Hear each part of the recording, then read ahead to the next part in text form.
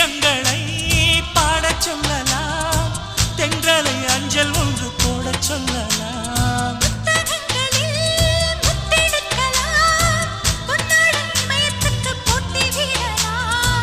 பூமிக்கு பொட்டு வைத்து பார்க்கலாம் பார்க்கலாம், பூவுக்கும் ஆடை தைத்து போடலாம்.